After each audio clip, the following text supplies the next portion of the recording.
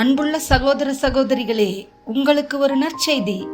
நாம் வரவிருக்கும் 2025 ஆண்டு ஜனவரி 1 365 நாட்களுக்கும் 365 தலைப்புகளின் கீழ் வேத வசனங்களை வாசித்து பகிர இருக்கிறோம். நீங்கள் இதை அனுதினமும் கேட்டு தியானித்து ஆசீர்வாதத்தை பெற்றுக்கொள்ளுமாறு கேட்டுக்கொள்கிறோம். அது மட்டுமல்ல, இதை சப்ஸ்கிரைப் செய்து உங்கள் நண்பர்களிடமும் பகிர்ந்து கொள்ளுமாறு அன்புடன் கேட்டுக்கொள்கிறோம். நன்றி.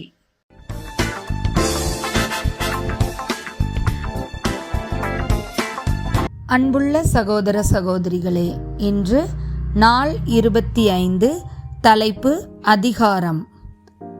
1 தீமோத்தேயு 2:1-2.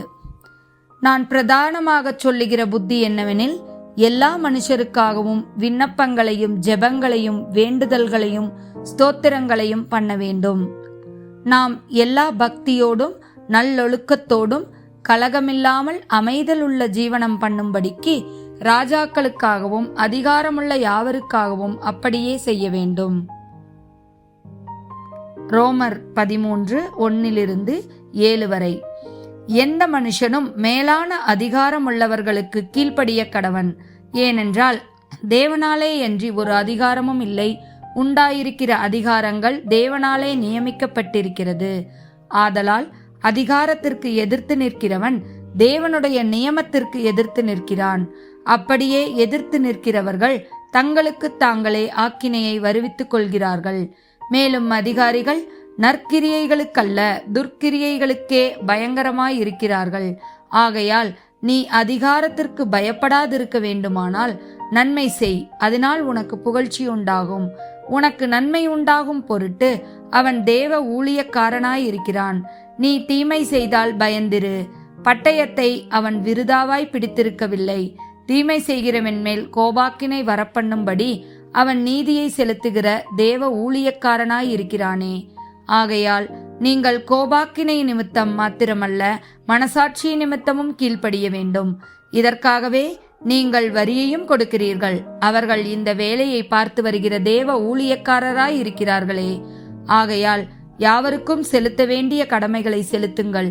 எவனுக்கு வரியை செலுத்த வேண்டியதோ அவனுக்கு வரியையும், எவனுக்கு தீர்வையை செலுத்த வேண்டியதோ அவனுக்கு தீர்வையையும் செலுத்துங்கள்.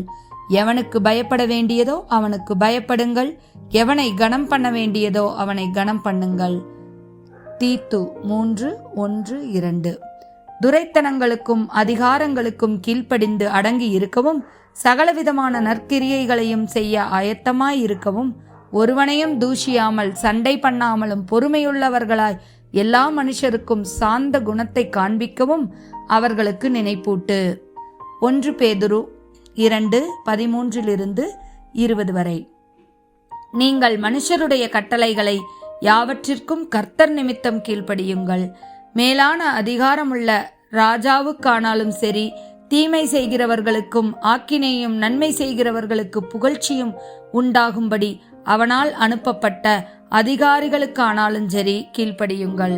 நீங்கள் நன்மை செய்கிறதுனாலே புத்தியீன மனுஷருடைய அறியாமையை அடக்குவது தேவனுடைய சித்தமாய் இருக்கிறது.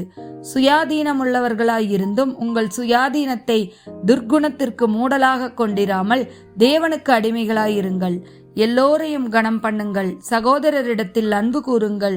தேவனுக்கு பயந்திருங்கள். ராஜாவை கனம் பண்ணுங்கள். வேலைக்காரரே, அதிக பயத்துடன் உங்கள் எஜமான்களுக்கு கீழ்ப்படிந்திருங்கள்.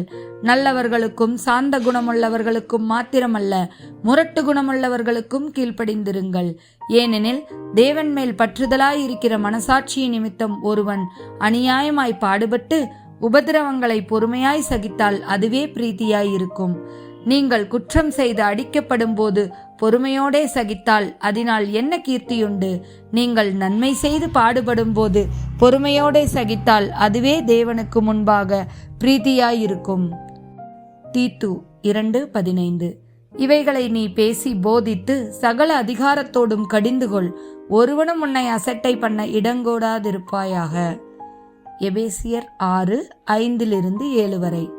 வேலைக்காரரே, நீங்கள் கிறிஸ்துவுக்கு கீழ்ப்படுகிறது போல சரீரத்தின்படி உங்கள் எஜமான்களாய் இருக்கிறவர்களுக்கும் பயத்தோடும் நடுக்கத்தோடும் கபடற்ற மனதோடும் கீழ்ப்படிந்து மனுஷருக்கு பிரியமாயிருக்க விரும்புவீர்களாக, பார்வைக்கு ஊழியம் செய்யாமல் கிறிஸ்துவின் ஊழியக்காரராக மனப்பூர்வமாக தேவனுடைய சித்தத்தின்படி செய்யுங்கள். அடிமையானவனானாலும் சுயாதீனமுள்ளவனானாலும் அவனவன் செய்கிற நன்மையின்படியே கர்த்தரிடத்தில் பலனை அடைவான் என்று அறிந்து. கொலசேயர் 3:22-24 வரை. வேலைக்காரரே, சரீரத்தின்படி உங்கள் எஜமான்களாய் இருக்கிறவர்களுக்கு எல்லா காரியத்திலும் கீழ்ப்படிந்து, நீங்கள் மனுஷருக்கு பிரியமாயிருக்க விரும்புகிறவர்களாக, பார்வைக்கு ஊழியம் செய்யாமல் தேவனுக்கு பயப்படுகிறவர்களாக, கபடமில்லாத இருதயத்தோடே ஊழியம் செய்யுங்கள்.